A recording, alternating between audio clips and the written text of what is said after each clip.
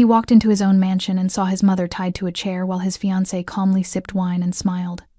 No screams, no excuses. Just silence, the kind that means someone is about to disappear, and the mistake she made next sealed her fate forever. If this story pulled you in, make sure to hit that subscribe button so you never miss what's coming next. I've got another unforgettable story dropping tomorrow. And while you're here, jump into the comments and tell me where you're watching from. I love seeing our community from all around the world. All right, let's get back into it. Victoria Crespo had never been beautiful in the way that turned heads on city streets. But at 23, standing in the visiting room of Rikers Island with a 6-month-old baby strapped to her chest, she'd possessed something far more dangerous than beauty, an unshakable will that made even hardened inmates look away. Ismail didn't remember that first visit, of course. He'd been too young. But his mother had told him the story enough times that it lived in his bones like muscle memory. His father, Rafael Crespo, had smiled at her through the bulletproof glass that day, his prison jumpsuit hanging loose on a frame that was already starting to waste away. 3 months later, he'd be dead, stabbed 17 times in the prison yard by men paid by the Giordano family, his body left as a warning to anyone who thought they could challenge the established order. Victoria had buried him in a plot so small his headstone almost touched the neighboring grave. Then she'd gone back to their apartment above Lombardi's butcher shop on Mulberry Street, packed everything they owned into 2 suitcases, and disappeared into the labyrinth of the city. For the next 15 years, she made herself invisible. She cleaned office buildings in Manhattan from midnight to 6 in the morning, worked lunch shifts at a diner in Queens, and still managed to be waiting at the apartment door when Ismail came home from school every afternoon. She never dated, never went out, never spent money on anything that wasn't food, rent, or the private tutoring sessions she somehow scraped together so her son could stay ahead of his classmates. The other neighborhood kids thought Ismail was lucky because his father was dead. It meant he didn't have to follow him into the life. It meant he could be anything. What they didn't understand was that Rafael's death hadn't freed Ismail, it had branded him. Every criminal organization in the city knew who he was. The Giordanos expected him to bend the knee or die. The rival families watched him like wolves, waiting to see if the cub would grow fangs. Victoria had understood this immediately, so she'd taught him differently. On nights when Ismail came home, bloodied from fights with boys twice his size, boys who called his father a traitor, who said his mother was a whore for not remarrying into a connected family, Victoria would sit him down at their tiny kitchen table and open a book. Not a Bible, not a self-help manual. Machiavelli, Sun Tzu, Marcus Aurelius. Violence, she'd told him when he was 12, pressing a cold compress to his swollen eye, is the language of men who've run out of words. You're smarter than that. You're better than that. Papa wasn't better, Ismail had muttered. Victoria had gone still. Then she'd cupped his bruised face with both hands, her calloused fingers surprisingly gentle. Your father was brave and loyal, but he was also reckless. He thought power came from fear. He was wrong. Her dark eyes, the same eyes Ismail had inherited, burned with an intensity that made him sit straighter. Real power comes from control. From knowing when to strike and when to wait. From making your enemies destroy themselves while you watch from the shadows. At 15, Ismail had dropped out of school and started running errands for Tommy Benedetto, a mid-level enforcer who controlled the protection rackets in Little Italy. Victoria hadn't tried to stop him. She'd known it was inevitable. But she'd made him promise one thing. Never become the man who killed your father. Never be so drunk on power that you forget why you wanted it in the first place. By 20, Ismail was Tommy's right hand. By 25, Tommy was dead from a heart attack that everyone knew wasn't natural, and Ismail had absorbed his entire operation. By 30, he'd forged alliances with 3 of the 5 families, eliminated the Giordanos through a series of calculated federal indictments, and built an empire that stretched from Brooklyn to Miami. And through it all, Victoria had been there. Not in the boardrooms, not at the meetings, but in the quiet moments between the violence, brewing tea at 2 in the morning when he couldn't sleep, listening without judgment when he confessed the things that kept him awake, reminding him that the boy who'd cried over his father's grave was still somewhere inside the man who'd learned to sign death warrants without blinking. 3 years ago, when Ismail had bought the mansion in the hills overlooking the city, 14 bedrooms, marble imported from Carrara, a wine cellar worth more than most people's houses, Victoria had refused to move in. "It's too much," she'd said simply, standing in the grand foyer with her worn cardigan and sensible shoes, looking impossibly small against the cathedral ceilings. "It's yours," Ismail had insisted. "Everything I've built is because of you. She'd touched his cheek the way she used to when he was a child. Then let me live how I choose. I don't need palaces, Mijo. I never did. But 6 months later, she'd fallen on the stairs of her modest brownstone and broken her hip. The recovery had been brutal. Months of physical therapy, infections, setbacks that aged her a decade in weeks. That's when Ismail had simply moved her into the mansion's east wing while she was still in the hospital. By the time she'd been discharged, her entire apartment had been packed up and her new suite prepared modest by the mansion's standards, but with everything she loved.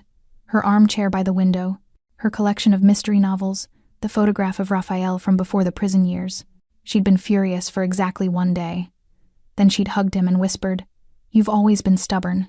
"I learned from the best," he'd replied. And for 2 years, it had worked. Victoria had her independence, her own entrance, her own schedule, her own life. Ismail had the peace of knowing she was safe, cared for by a rotating staff of nurses and housekeepers, who treated her with the reverence reserved for royalty. Then, 8 months ago, he'd brought Esther Woods home. The first time Victoria met his fiancée, she'd said nothing, just observed with those sharp dark eyes that missed nothing, then excused herself politely after dinner. Later that night, she'd found Ismail in his study. "She's beautiful," Victoria had said carefully. "But," his mother had been quiet for a long moment, "but she looks at this house the way your father's enemies used to look at his territory, like she's already calculating how to take it." Ismail had laughed it off, told himself his mother was being overprotective, paranoid from too many years of running and hiding. Now, watching Esther's trembling hands struggle with the silk ropes, seeing the resignation in Victoria's eyes, not confusion, not fear, but the weary acceptance of someone who'd tried to warn him and knew she'd failed, Ismail understood. His mother had been right. She was always right, and he'd been too blind to see it. The silk ropes fell to the Persian rug with barely a whisper. Victoria didn't move immediately.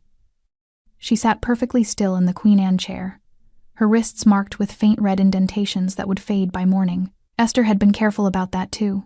Her silver hair, usually pinned in a neat bun, hung loose around her shoulders, making her look smaller, frailer, older than her 71 years. But when she finally lifted her eyes to meet Ismail's, there was nothing frail in that gaze.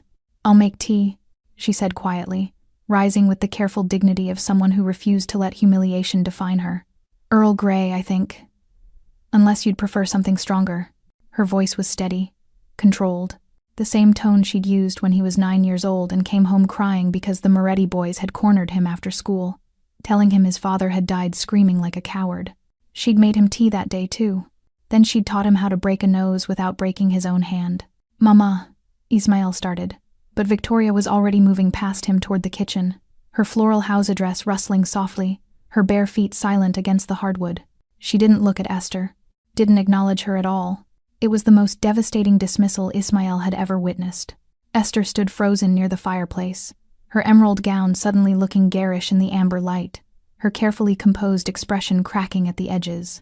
She opened her mouth, closed it, then reached for her wine glass with a hand that shook just slightly. "Ismail, please," she said, her voice dropping into that breathy, vulnerable register she used when she wanted something. "Let me explain. You don't understand what's been happening. She's been—" "Go upstairs." Esther blinked. "What?" "Go upstairs." He still hadn't raised his voice, hadn't moved from his position in the archway, but something in his absolute stillness made her take an involuntary step backward. "We'll talk in the morning, but I need to—" "Now, Esther." She stared at him for 3 long seconds, her jaw tight, her dark eyes calculating. Then she set down her wine glass with exaggerated care, smoothed her dress, and walked toward the grand staircase with her head high, a queen retreating from a battle, not a defeat. The click of her heels against marble echoed through the house until a door closed somewhere on the 2nd floor. Silence flooded back like water. Ismail stood alone in the living room, surrounded by the trappings of power he'd spent 20 years accumulating original Rothko on the walls. Furniture that cost more than cars, floor-to-ceiling windows that framed the city lights below like a kingdom laid out for inspection. None of it meant anything. He found Victoria in the kitchen, standing at the commercial-grade espresso machine, her back to him as she filled the copper kettle with filtered water. The room was a study in contradictions, industrial stainless steel appliances, alongside the delicate china tea service she'd brought from her old apartment, refusing to use those pretentious cups Esther had ordered from Paris. "You don't have to," he started. "Sit," Victoria didn't turn around. "You've been traveling for 3 days. You must be exhausted." Ismail pulled out one of the bar stools at the Marble Island and sat. The leather briefcase he'd been carrying felt absurdly heavy now. He set it on the floor. The kettle began to hiss softly. Victoria moved with the practiced efficiency of someone who'd spent decades working multiple jobs. Her hands steady as she measured loose-leaf tea into the ceramic pot, arranged cups on a tray, added the honey she kept in a small jar, because she refused to use the fancy stuff from the pantry. Ismail watched his mother's reflection in the darkened window above the sink. The fluorescent under-cabinet lighting cast harsh shadows across her face, highlighting every line, every weathered year. When had she gotten so thin? When had her hands developed that slight tremor? How long had he been too busy building his empire to notice? "How long?" he asked quietly. Victoria's hands paused for just a fraction of a second. Then she continued preparing the tea. "How long what, Mijo?" "Don't." The word came out harder than he'd intended. He softened his tone. "Please don't protect me from this. How long has she been doing this to you?" The kettle screamed. Victoria turned off the burner, poured the boiling water over the tea leaves with the same careful precision she'd used to pour disinfectant on his childhood wounds. Steady, thorough, refusing to let her hands shake, no matter how much it hurt. 3 months, she said finally. Maybe 4. It's hard to say exactly when it started. Small things at first. What kind of small things? Victoria brought the tray to the island and sat across from him, her movements slow, deliberate. She looked exhausted, not the exhaustion of a single night, but the bone-deep weariness of someone who'd been fighting a war in silence.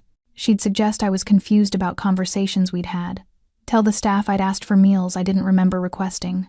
Lock doors and claim she'd told me about the repairs. Victoria poured tea into both cups, the familiar ritual somehow grounding in its mundanity. Then she started with the medication. Ismail's hand tightened around his cup. "What medication?" "For anxiety," she said. "Dr. Grayson prescribed it after I had that dizzy spell in April, do you remember?" "I fell in the garden?"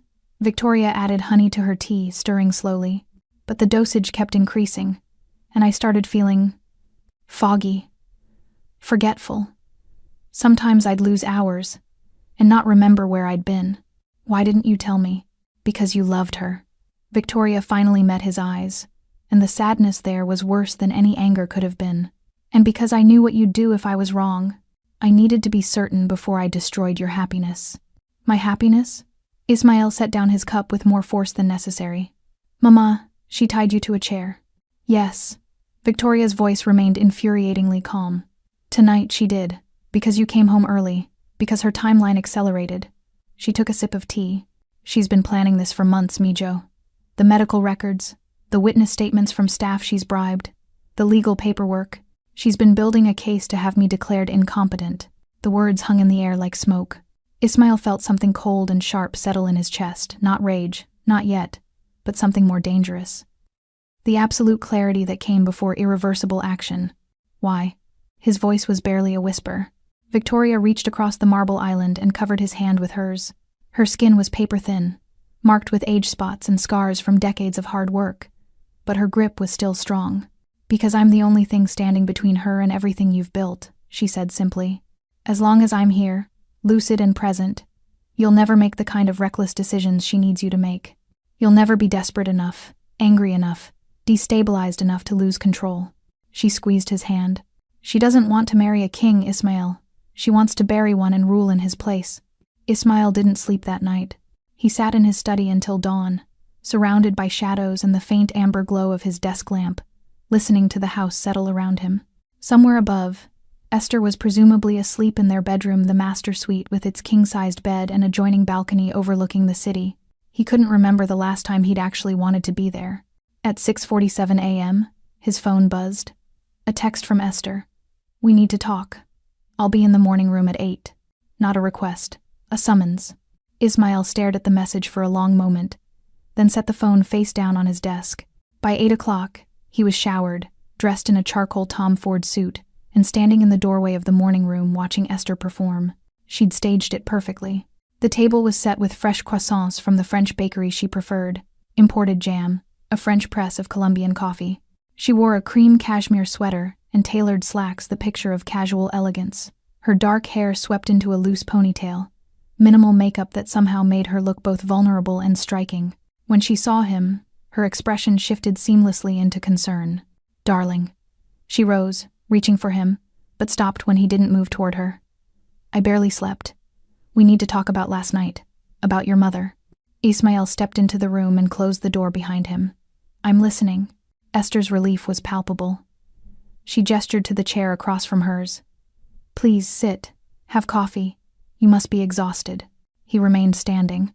A flicker of irritation crossed her face before she smoothed it away. "Ismail, I know how it looked. I know you're upset. But you have to understand I was trying to protect her. Protect both of you. By tying her to a chair. Because she was hysterical." Esther's voice rose slightly, then modulated back to concerned calm. She'd been having episodes all day. Aggressive, confused, throwing things. "I called Dr. Grayson twice. He told me to keep her calm until he could come this morning to evaluate her properly." She moved to the sideboard, where a leather portfolio sat waiting. She'd planned this too, every document, every piece of evidence arranged like a closing argument. "Look." Esther opened the portfolio, spreading papers across the table.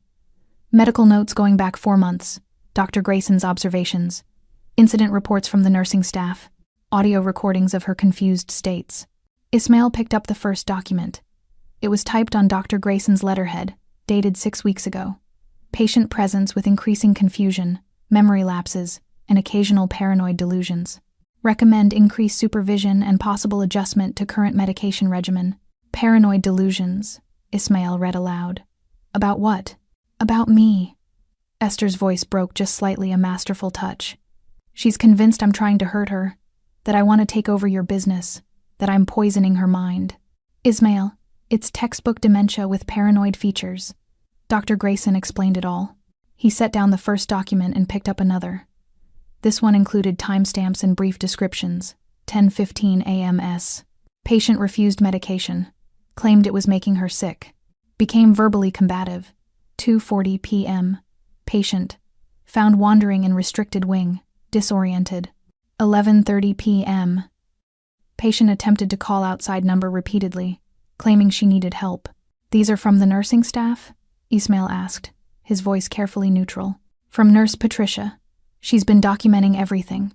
Esther pulled out another sheet. "And here, this is a neurological assessment recommending a competency evaluation. Dr.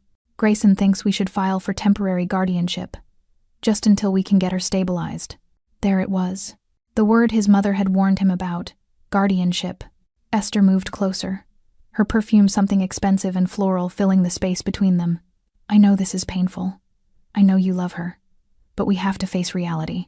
Victoria is 71 years old. She's declining. And if we don't act now, while we can still help her with dignity, it's going to get worse. Much worse." She touched his arm gently. "Let me carry this burden with you. That's what partners do. We protect the people we love, even when they can't see that they need protection."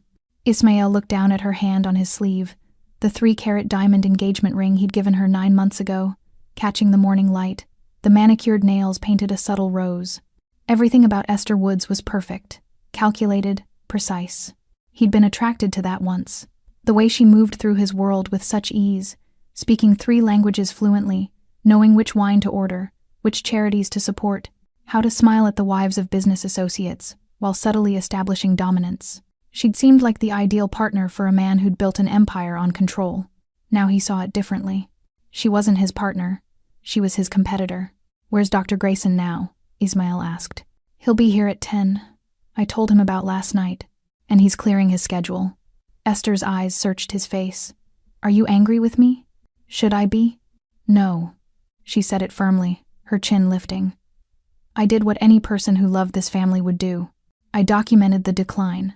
I called the professionals.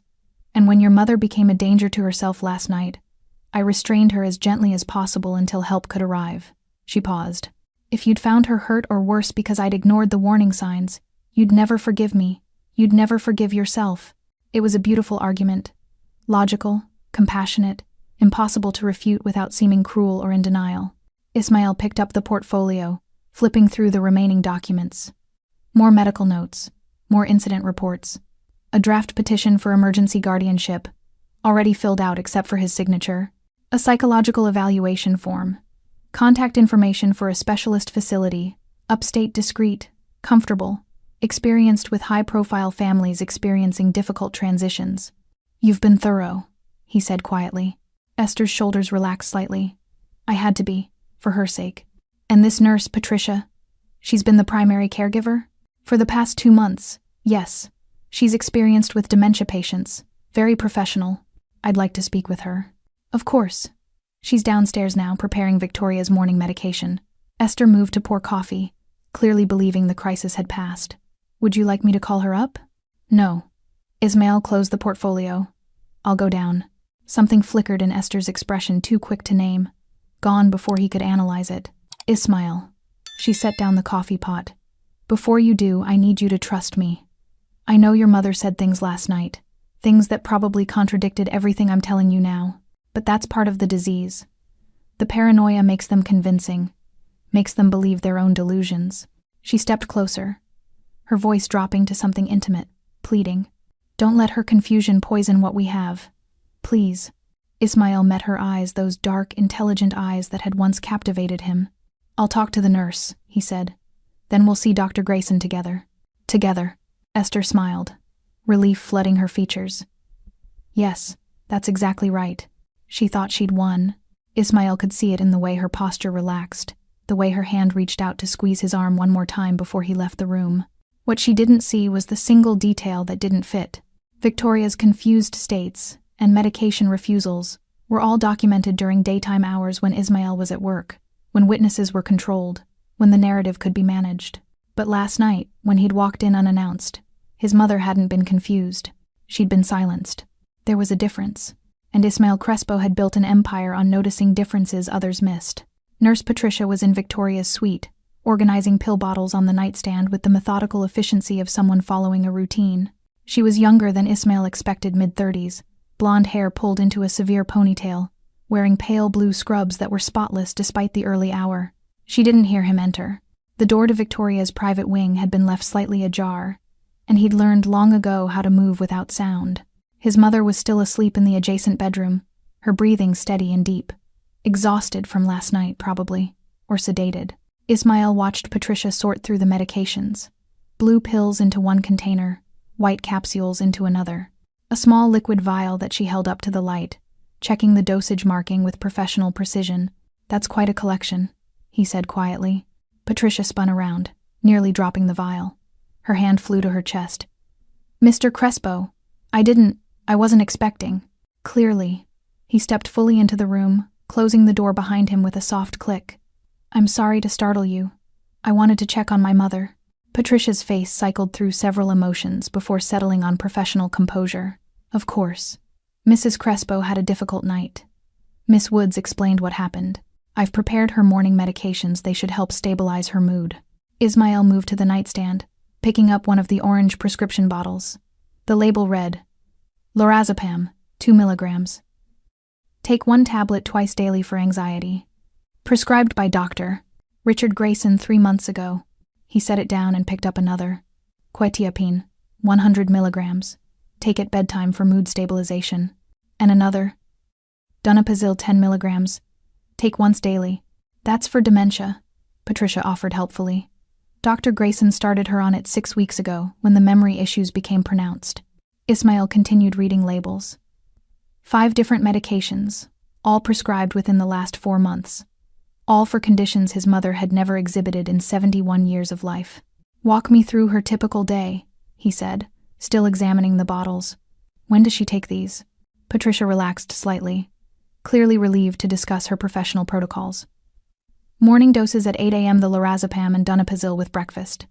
Quetiapine at bedtime. The others as needed for episodes." "Episodes?" "Yes. When she becomes agitated or confused. Miss Woods has been very attentive about documenting them." Patricia pulled out a small notebook from her pocket. "I keep detailed records. Time, behavior, intervention, response. Standard practice for cognitive decline patients." "May I see?" She hesitated for only a moment before handing over the notebook. Ismail flipped through the pages. Patricia's handwriting was neat, clinical. November 3, 10:20 a.m. Patient refused morning medication. Claimed pills were making her foggy.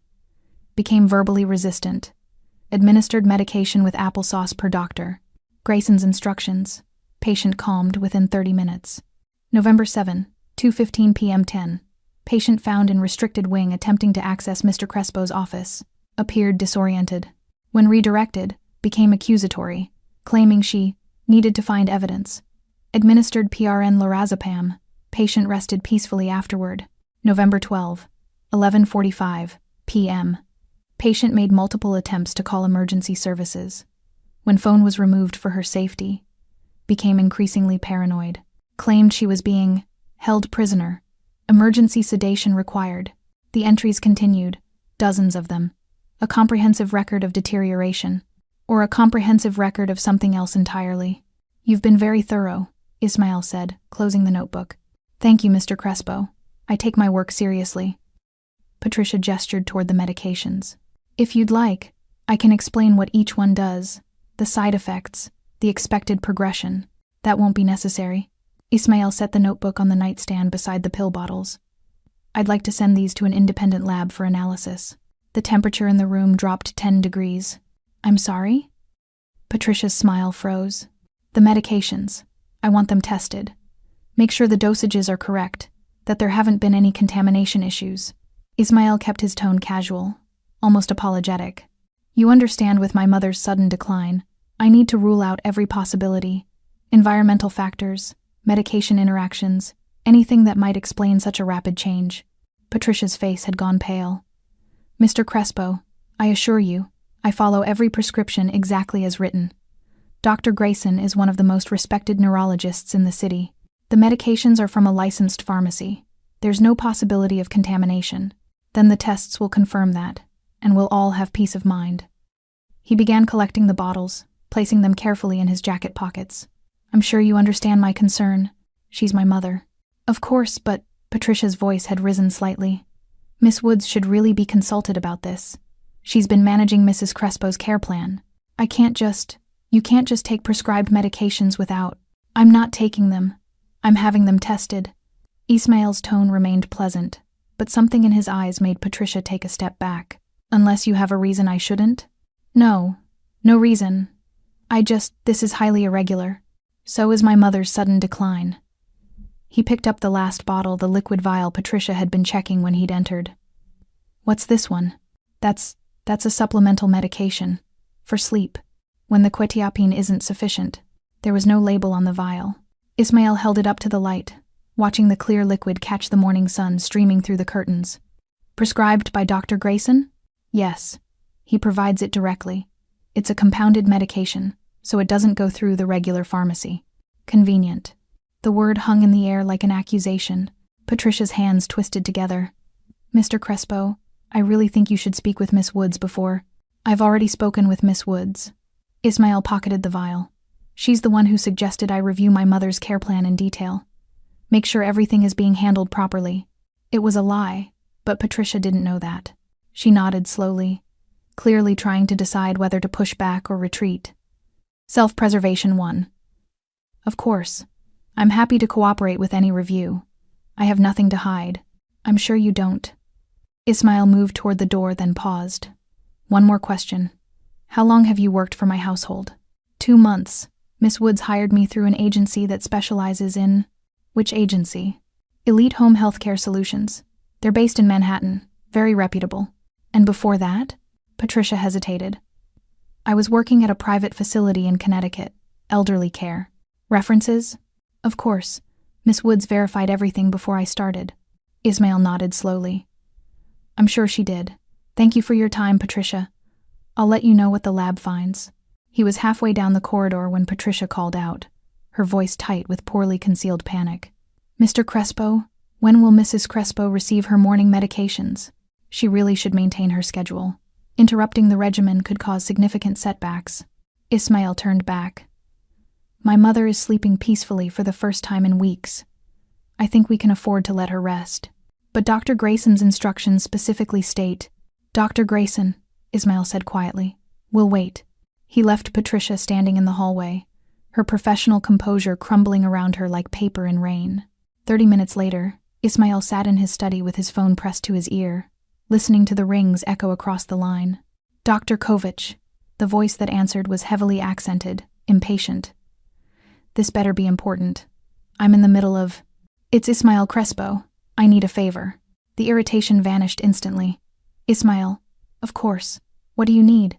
Dr. Alexander Kovac was not on any hospital staff. He did not have office hours.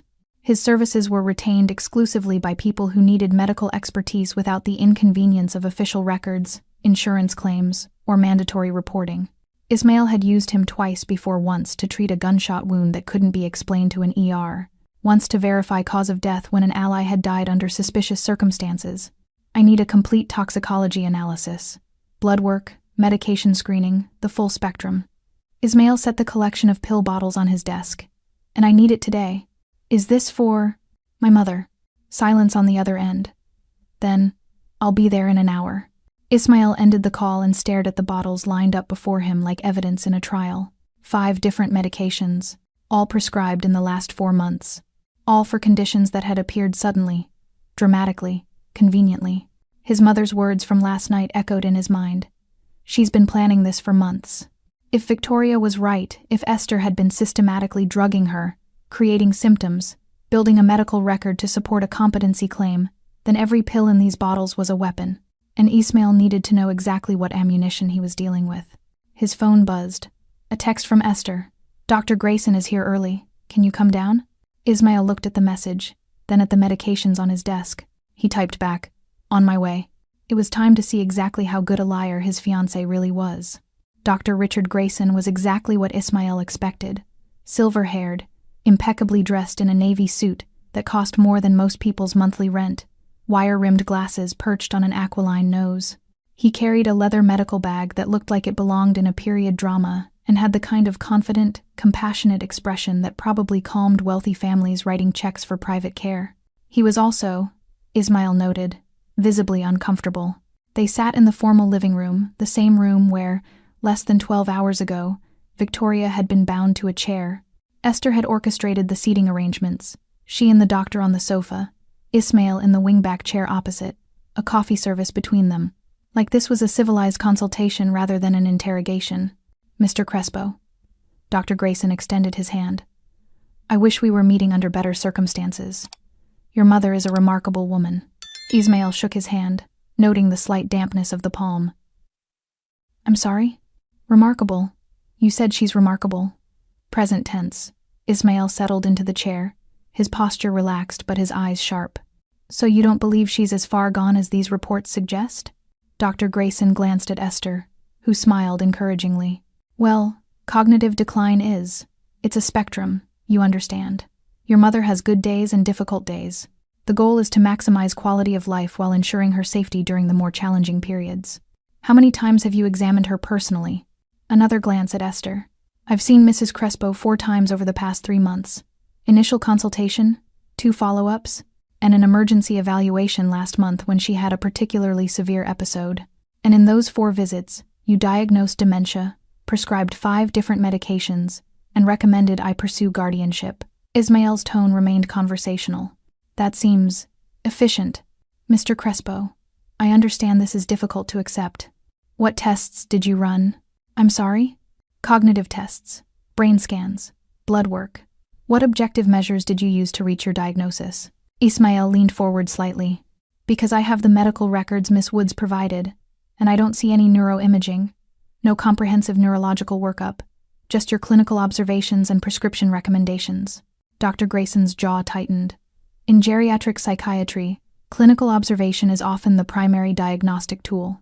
Your mother exhibited clear signs of confusion, memory impairment, and paranoid delusions. The medications I prescribed are standard protocol for patients you want to keep docile. The words landed like a slap. Esther's carefully maintained expression cracked. Ismael, what are you? How much is she paying you? Ismael kept his eyes locked on Dr. Grayson. To falsify records, prescribe unnecessary medications, provide expert testimony for a guardianship proceeding. What's the going rate for that kind of service? Dr. Grayson stood abruptly, his face flushing red. This is outrageous. I'm a board-certified neurologist with 30 years of experience. I don't have to sit here and sit down. The command in Ismael's voice was absolute. It was the tone that made hardened criminals reconsider their life choices. The voice that had negotiated treaties and ordered executions with the same deadly calm. Dr. Grayson sat. Better. Ismail pulled his phone from his pocket and opened a document. I had my people pull your medical license information this morning. Very thorough research. You graduated from Columbia, impressive. Practiced at Mount Sinai for 15 years, also impressive. He scrolled down. Then you left rather suddenly in 2019. No explanation in the public records. But my sources found something interesting. He turned the phone around so Dr. Grayson could see the screen. The doctor's face went ashen. A malpractice settlement. Sealed by court order.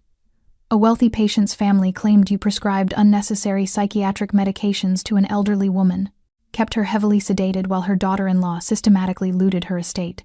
Ismail set the phone on the coffee table. The settlement was substantial enough that you lost your hospital privileges. Now you work exclusively private cases, wealthy families, discreet consultations, no oversight. That case was dismissed, Dr. Grayson said weakly. The family was compensated to avoid lengthy litigation. I was never found guilty of, but you did it. Ismail's voice was quiet, certain.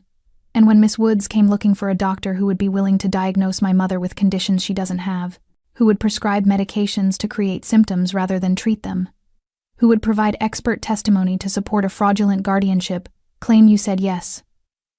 The silence that followed was suffocating.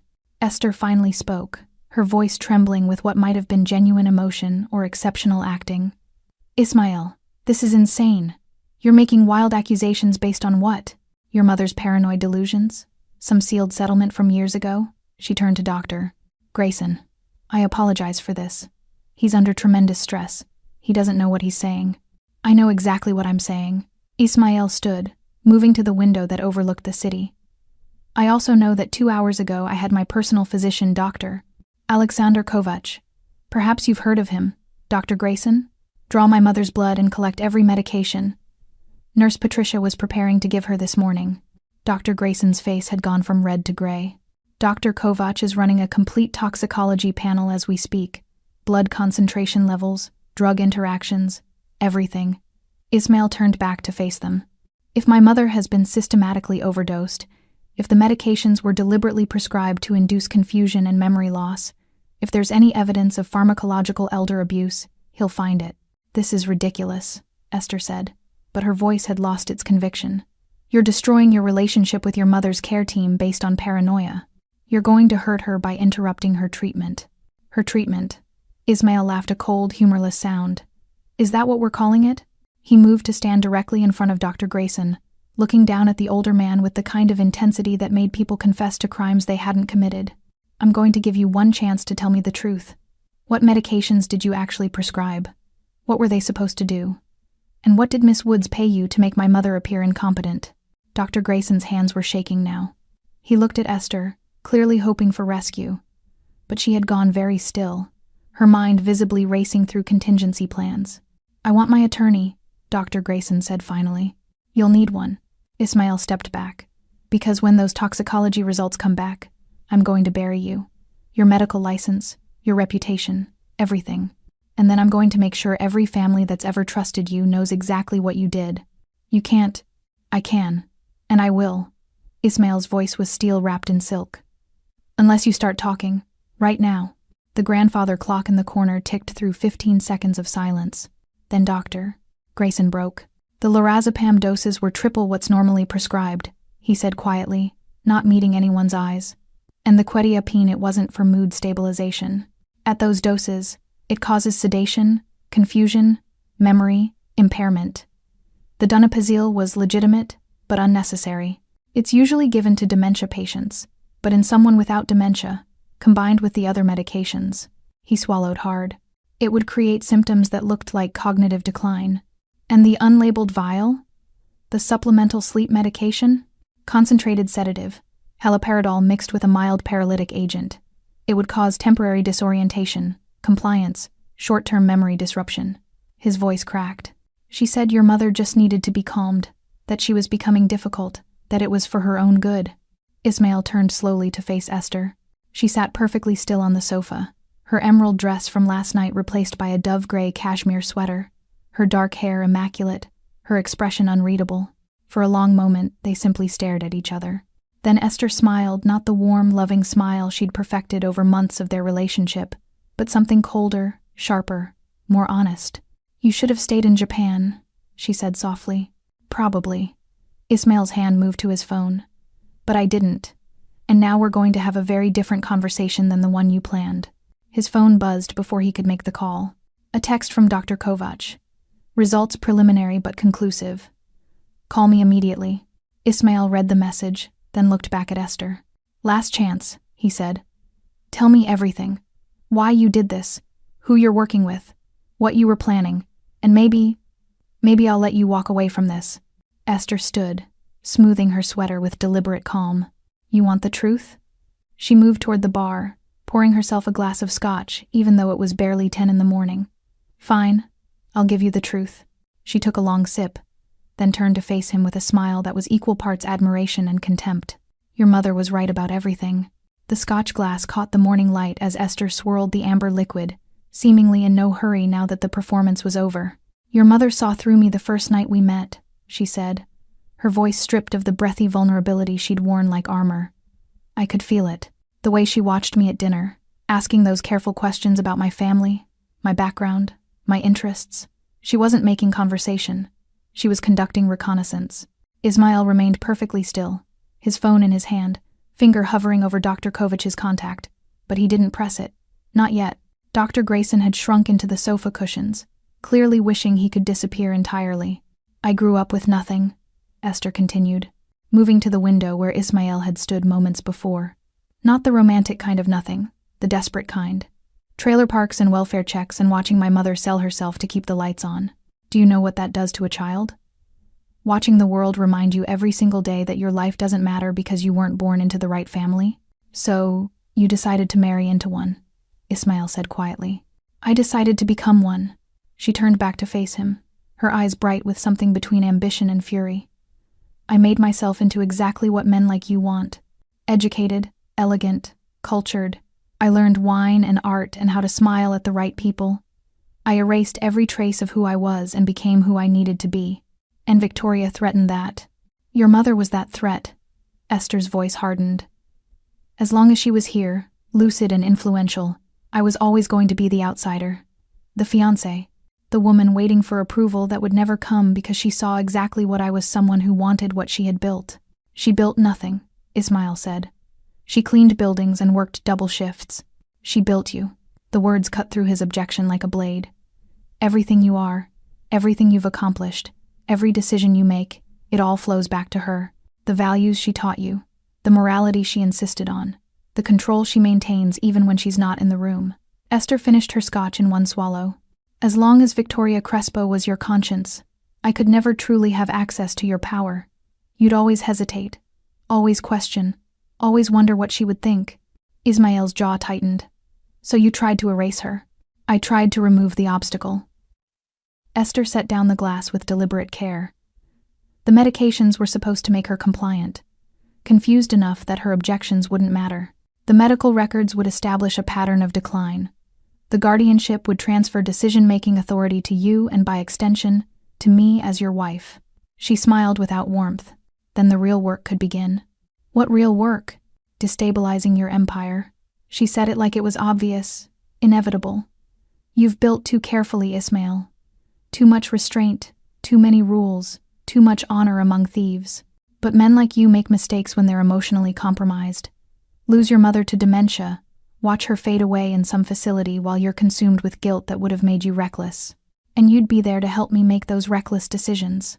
I'd be there to guide you toward the right partnerships. The Kozlov family has been very interested in your shipping routes.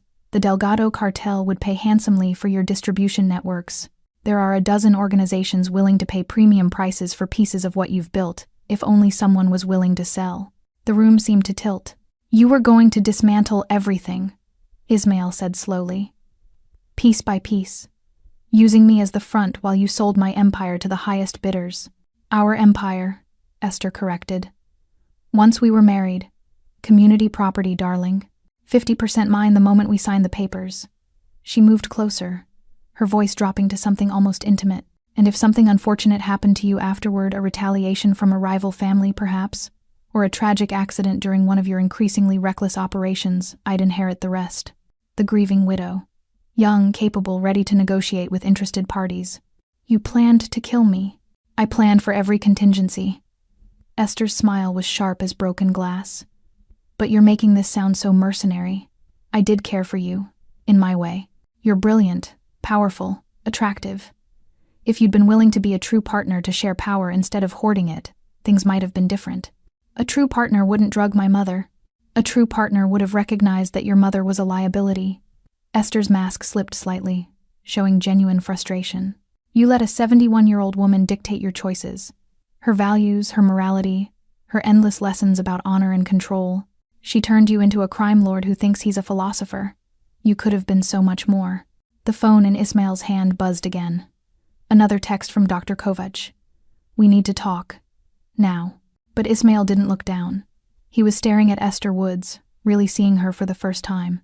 Not the elegant fiancée who'd charmed his associates and decorated his home and smiled beside him at benefits, but the desperate, ambitious survivor who'd clawed her way out of poverty by becoming whatever she needed to be, and who viewed his empire the way a conqueror views territory to be claimed. Who else is involved? He asked. Does it matter? It matters very much. Esther laughed, a genuine sound this time, bitter and almost admiring. You think I'd tell you? So you can dismantle my entire network before I walk out that door? I'm ambitious, Ismail, not stupid. You're not walking out that door. No? She tilted her head, studying him. Are you going to kill me? Right here in front of the good doctor? That seems sloppy for a man who prides himself on control. I don't need to kill you. Ismail's voice was colder than she'd ever heard it. I just need to make sure you can't hurt anyone else. He pressed the contact for Dr. Kovac. The call connected immediately. Ismail, what did you find? Chronic benzodiazepine toxicity, antipsychotic overdosing, sedative hypnotic poisoning. Your mother's been systematically drugged for months. Dr. Kovac's accent thickened with anger. Whoever prescribed this knew exactly what they were doing. These doses would create every symptom of dementia, while avoiding acute toxicity that would show up in a standard medical exam. It's sophisticated pharmacological abuse. Can you document it? Medical legal standard? I'm already preparing the report. This is elder abuse, Ismail. Criminal charges, medical board investigations. Whoever did this is finished. Good. Ismail kept his eyes locked on Esther. Send the report to my attorney. Copy to the state medical board. And add Dr. Richard Grayson to the list of responsible parties. Dr. Grayson made a strangled sound. There's more, Doctor. Kovac continued. The long-term effects your mother's lucky you caught this when you did. Another few months, and the cognitive damage might have been permanent. The words hit Ismail like a physical blow. Permanent damage. They'd almost succeeded. Not just in declaring his mother incompetent, but in actually making her incompetent. Destroying the brilliant, fierce woman who'd raised him until nothing remained but the confused shell Esther's medical records described. How long until she's clear? He asked. The benzodiazepines will clear in a few days. Full cognitive recovery may be a month, assuming there's no permanent damage. I'll need to monitor her closely. Run follow-up tests. Whatever she needs. Ismail ended the call and turned back to Esther. You almost destroyed her. Almost. Esther's voice held no remorse. But you came home early. Bad timing for both of us. A sound from the doorway made them all turn. Victoria stood there, wearing a simple linen robe, her silver hair loose around her shoulders. She looked small, fragile until you met her eyes. Those dark eyes that had watched empires rise and fall, that had buried a husband and raised a son in a world that wanted to devour them both, that had seen through Esther Woods from the very first night. Not bad timing, Victoria said quietly, her voice steady despite the months of pharmacological torture. Perfect timing. She walked into the room with slow, careful dignity, not because she was weak, but because she refused to let them see her shake. Ismail moved immediately to her side, but she waved him off gently. I can stand, mijo. She looked past him to Esther. I need to say this while I still remember. Mama, you don't have to. Yes, I do. Victoria moved to the center of the room, and suddenly it was clear who commanded the space. For 4 months, you told me I was losing my mind, that my memories were false, that my concerns were paranoid delusions. Esther said nothing. You drugged my food, locked me in rooms and claimed I'd wandered, tied me to chairs and called it care. Victoria's voice remained calm, factual. You told the staff I was dangerous. You had that man. She gestured toward Dr. Grayson without looking at him. Write reports claiming I was incompetent. Mrs. Crespo, I'm so... Dr. Grayson started. Be silent. Victoria's command was absolute. She turned back to Esther. But the worst thing you did, the cruelest thing, was make me doubt myself. There were days when I thought you might be right. When the fog was so thick I couldn't remember what was real anymore. When I wondered if I really was going insane.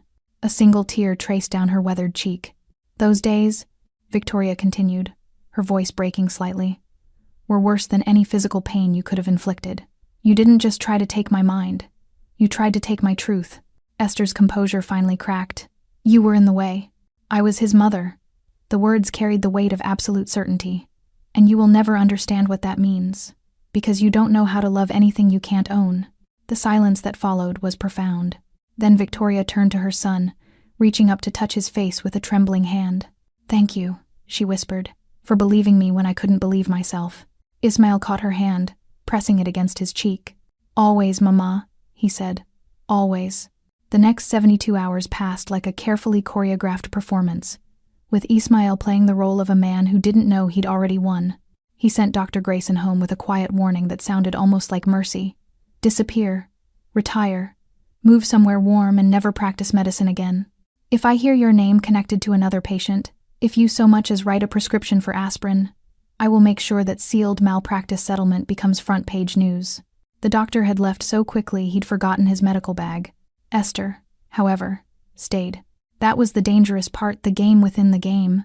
She'd confessed to everything in a moment of arrogant certainty, believing that the truth didn't matter because Ismail couldn't act on it without exposing himself. A mafia boss couldn't exactly call the police to report his fiancée's conspiracy. The legal system wasn't built for men like him, but she'd made one critical miscalculation.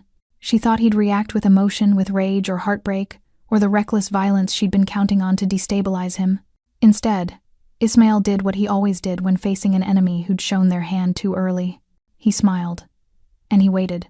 We need to talk about what happens next, he'd said that afternoon, finding Esther in the conservatory where she'd retreated after Victoria's testimony. She was reading a book or pretending to her posture perfect, her face composed. She'd looked up with cautious hope. I wasn't sure you'd want to talk to me. I don't want to. Ismail had sat across from her, his body language open, vulnerable. But I need to, for both our sakes. I meant what I said earlier, Esther had ventured. About caring for you. I went about things the wrong way. I see that now. I was desperate, afraid of losing you. It was a masterful pivot, reframing conspiracy as insecurity, abuse as misguided love. Ismail had let her spin the lie. My mother will recover, he'd said carefully. Dr. Kovac says a month, maybe less. We'll keep her here. Supervised care. No more outside nurses. No more medications except what Kovac approves. Of course. Esther's relief had been palpable. Whatever she needs. I want to make this right, Ismail. I want us to heal from this. Do you? Yes. She'd reached across the space between them, her hand hovering near his. I made mistakes. Terrible mistakes. But I love you.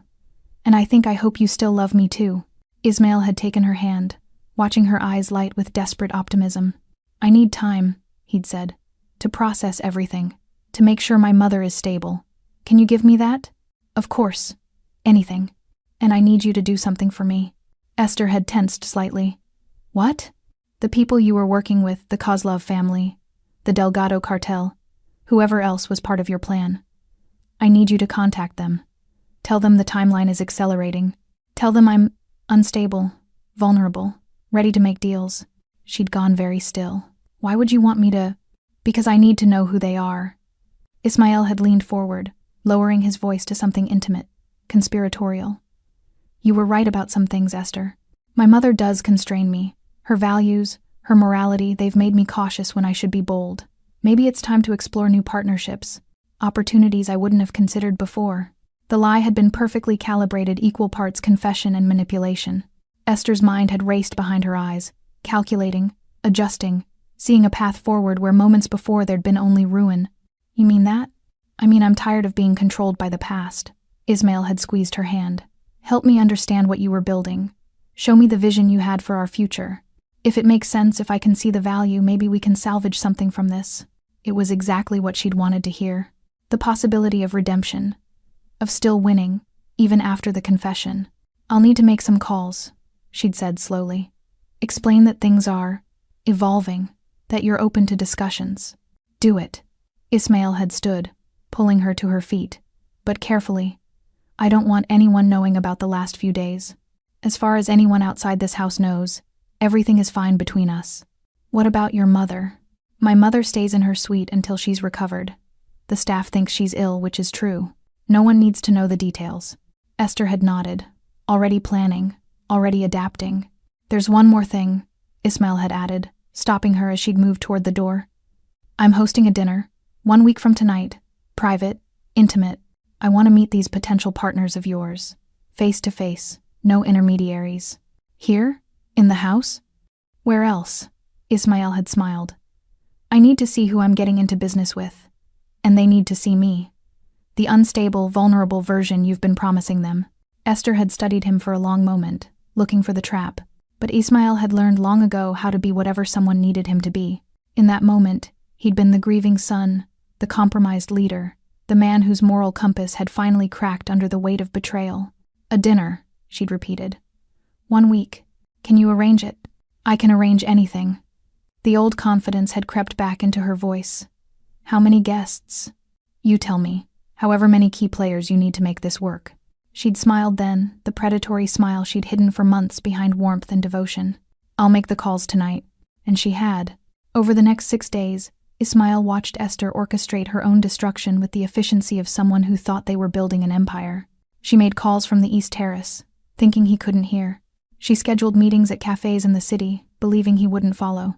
She sent encrypted messages on her laptop, not knowing he'd installed monitoring software the morning after her confession.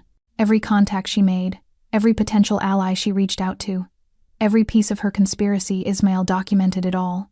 Dmitry Kozlov's representative, offering to optimize shipping routes through Eastern Europe, a Delgado cartel lieutenant, interested in expanding distribution partnerships, a corrupt attorney named Harrison Webb, who specialized in hostile takeovers of criminal organizations, a financial consultant who laundered money through art galleries and real estate, even a rival crime family, the Benedettos, Tommy's cousins who'd been waiting years for an opportunity to reclaim what Ismail had taken. All of them hungry, all of them circling, all of them about to walk into Ismail Crespo's home thinking they were negotiating the dismantling of his empire. Esther believed she was conducting a symphony. She didn't realize she was composing her own requiem. On the 6th day, Ismail found his mother in the library, reading in the afternoon light. Her color had returned. Her eyes were clear. The fog that Esther's medications had created was lifting day by day, revealing the sharp, formidable woman who'd raised him. You look better, he said, sitting in the chair beside hers. I feel human again. Victoria closed her book. Doctor, Kovac says I'm recovering ahead of schedule.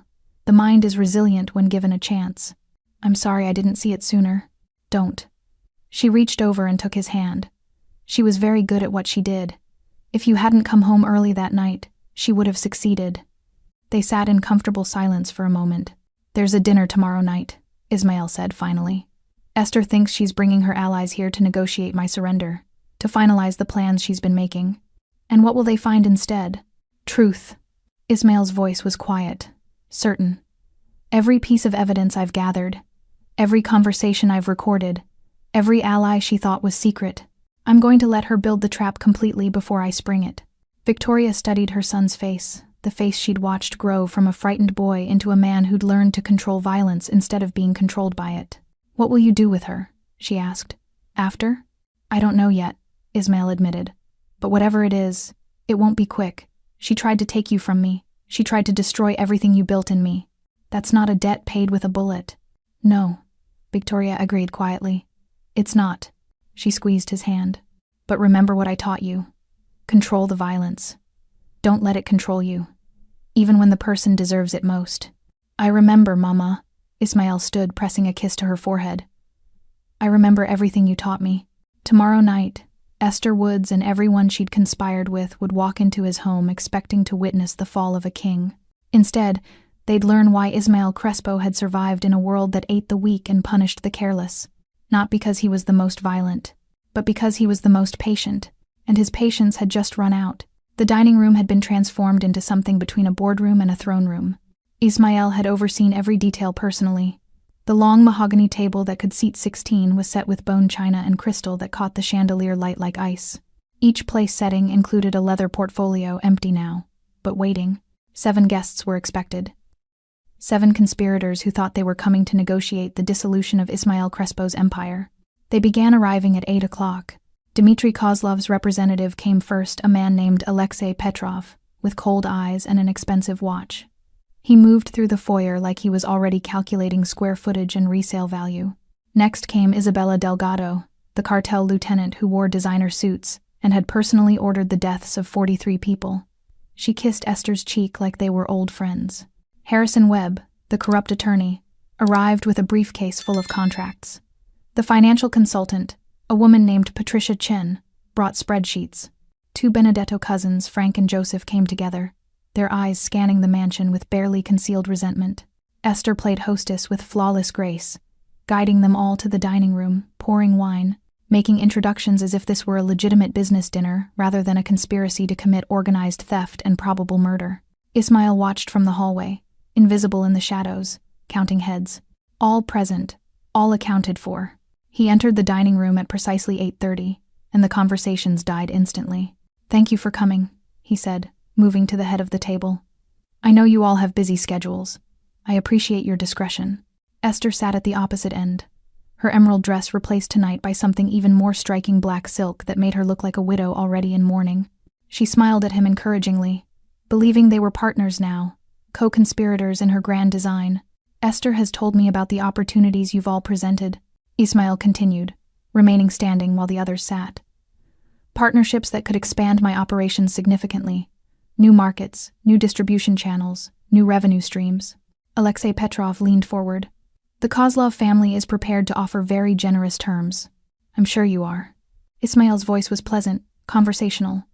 "Before we discuss terms, however, I'd like to share some information with all of you, context that I think will help frame our negotiations." He pressed a button on a small remote. The lights dimmed. Screens descended from the ceiling at both ends of the room, modern technology hidden in the classical architecture. "What is this?"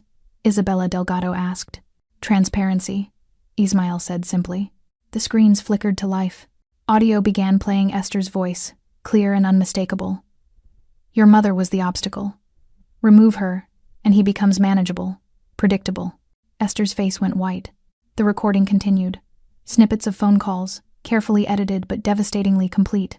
Her voice describing the drugging strategy. Her laughter when discussing Victoria's confused states.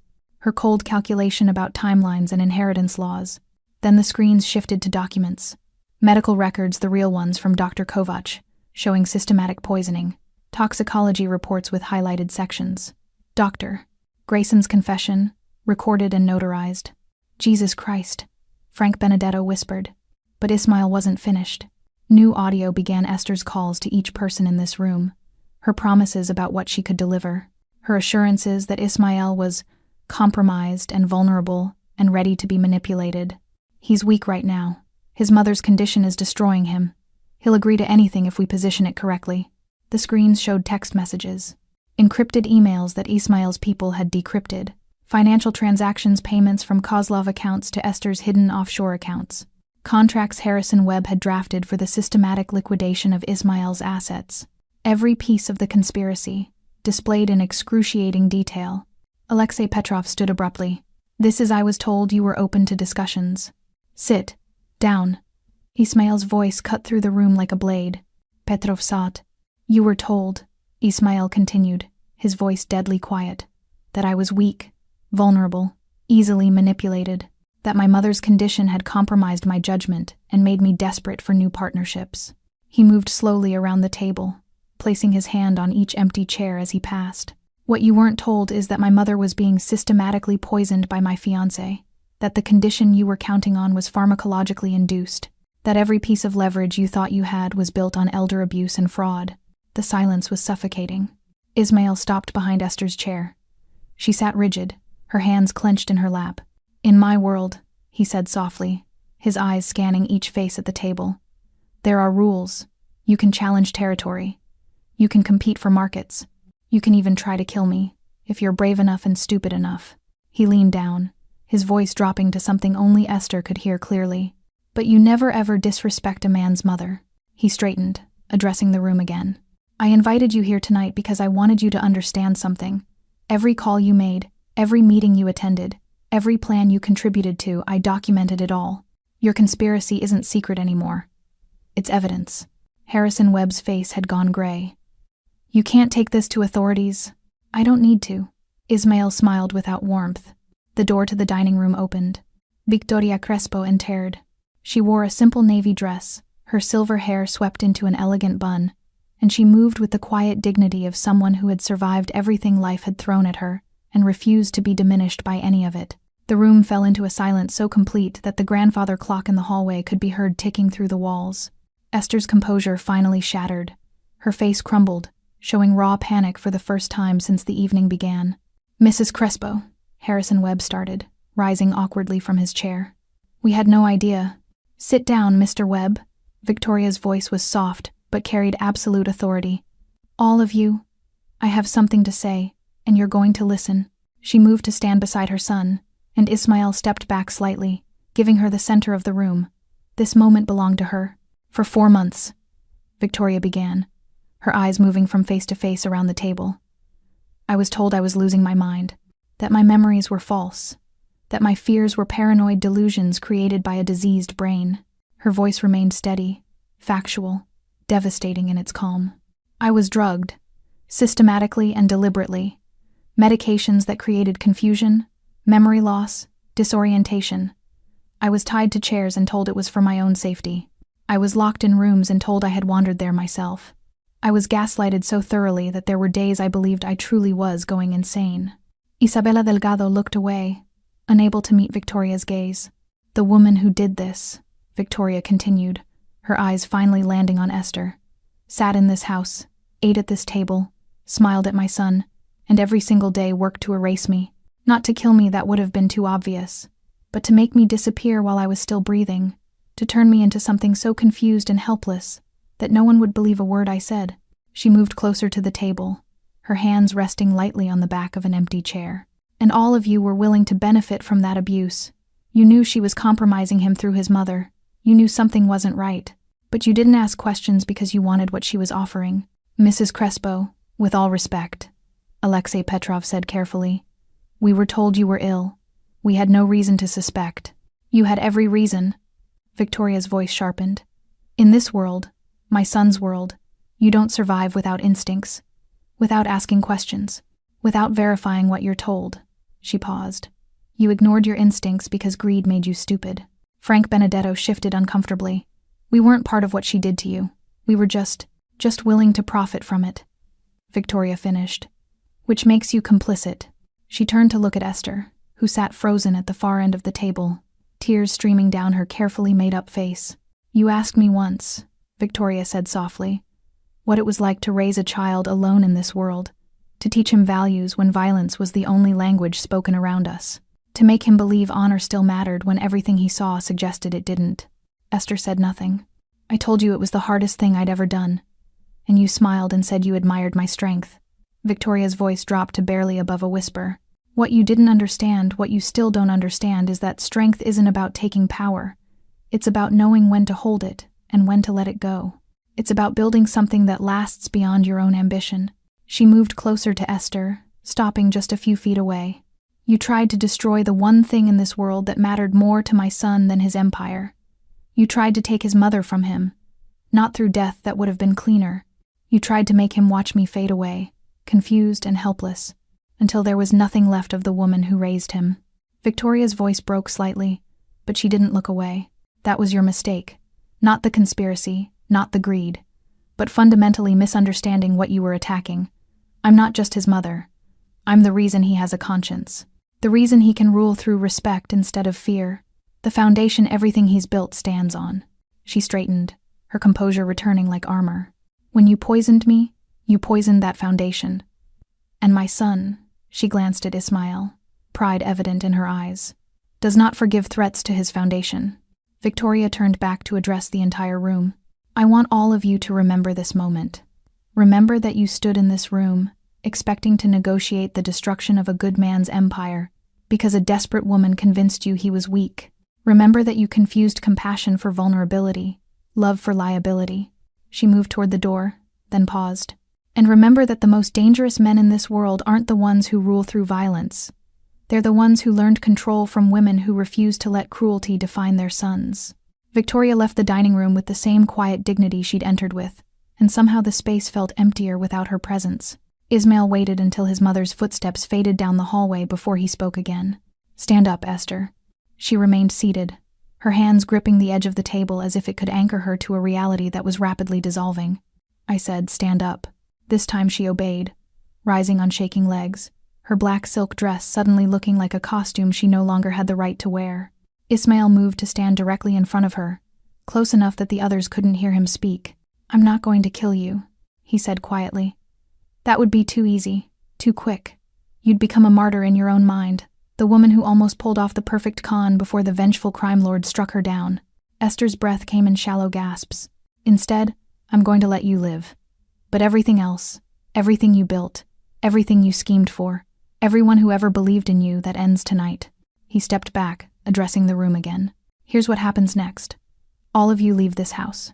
You return to your organizations and you explain how you were played by someone who thought drugging an old woman was the path to power. You live with the professional consequences of that stupidity." He turned to Alexei Petrov.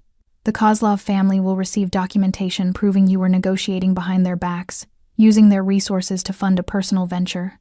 I doubt they'll be pleased." Petrov's face went ashen. "Miss Delgado, the cartel doesn't take kindly to operators who make unauthorized deals, do they? Especially deals that could have exposed their distribution networks to federal investigation." Isabella Delgado stood slowly, her hand moving toward her purse. "Don't," Ismail said softly. "You're outnumbered, outgunned, and already finished. Leave with some dignity." She froze, then nodded once and moved toward the door. "Mr. Webb, I've already forwarded your draft contracts to the State Bar Association. I'm sure they'll be very interested in your creative interpretation of estate law and elder abuse statutes." The attorney grabbed his briefcase and practically ran from the room. One by one, the conspirators fled, stripped of their leverage, their credibility, their futures. Frank and Joseph Benedetto left without a word, knowing their family would demand answers they couldn't provide. Within minutes, only Ismail and Esther remained. "What about me?" she whispered. "What happens to me?" "You wanted my empire," Ismail said. "You wanted the power, the money, the status. So let me show you what real power looks like." He pulled out his phone and showed her the screen. It displayed a bank statement, her offshore accounts, the ones she'd thought were hidden. The balance read 0. "Your money's gone. Donated to organizations that support elder abuse victims. Your apartment downtown foreclosed on this afternoon. Your credit cards canceled. Your professional connections, I've made sure everyone knows exactly who you are and what you did." Esther's knees buckled. She caught herself on the chair. "But I'm not having you arrested," Ismail continued. "I'm not having you disappeared or harmed or eliminated, because that would make you a victim. And you're not a victim, Esther. You're a predator who got caught." He moved to the door, then looked back one final time. "You're free to go. Leave this house. Leave this city. Start over somewhere else with nothing. Just like you started the first time. Except now, everyone knows your name and what you're capable of." "Ismail, please. My mother endured 4 months of torture because of you. 4 months of thinking she was losing her mind. 4 months of fear and confusion and violation." His voice was ice. "You'll endure the rest of your life knowing you had everything and threw it away because you couldn't understand that some things, some people are not conquests to be claimed." He opened the door. "Get out of my house." Esther walked past him on trembling legs, her heels clicking against the marble floor like a countdown. She paused at the threshold, opened her mouth as if to say something, then closed it and disappeared into the night. Ismail stood alone in the dining room, surrounded by the remnants of the dinner half-filled wine glasses, abandoned portfolios, the lingering scent of expensive perfume and cheaper desperation. His phone buzzed. A text from one of his lieutenants. "Surveillance confirms she left the property. No tail. She's alone." Ismail typed back, "Good. Make sure she stays that way." He walked through the mansion toward the east wing, where light still glowed from his mother's suite. He found her sitting in her favorite chair by the window, a cup of tea cooling on the side table, her eyes fixed on the city lights below. "Is it done?" she asked without looking at him. "It's done." Victoria nodded slowly. How do you feel? Ismail sat in the chair across from her, the same chair he'd sat in countless times as a child, as a teenager learning the family business, as a man seeking counsel. Empty, he admitted. I thought I'd feel satisfaction. Victory. But mostly, I just feel tired. That's because vengeance is exhausting. Victoria finally looked at him. Justice, though real justice that brings peace. Did I do the right thing? Letting her go? His mother reached across and took his hand. You did exactly what I taught you. You controlled the violence instead of letting it control you. You made her face consequences without becoming the monster she believed you were. She squeezed his hand. I'm proud of you. Those 4 words, I'm proud of you, meant more than every dollar in his accounts, every territory under his control, every victory he'd ever claimed. What now? Ismail asked. Now? Victoria smiled. Now we remember that empires are temporary, but family is forever. Money can be stolen, power can shift, but the values we hold, the dignity we maintain, that's what defines us. She stood, moving to the window, and Ismail joined her. Together they looked out at the city, the kingdom he'd built through calculation and patience, through the lessons she'd taught him in that cramped apartment above the butcher shop, through the understanding that true strength came from knowing when to fight and when to wait. She wanted to rule an empire, Victoria said softly, but she never understood that the real power was standing right in front of her the entire time.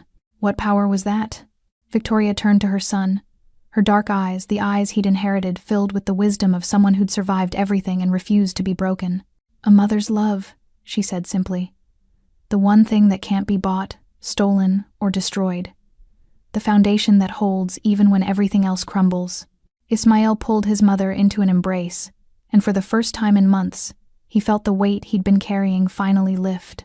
Esther Woods had wanted his empire, but she'd never understood that his real empire, the thing worth fighting for, worth protecting, worth everything, was standing in this room, drinking tea, teaching him that mercy could be more devastating than vengeance. And that lesson, like all his mother's lessons, would stay with him forever.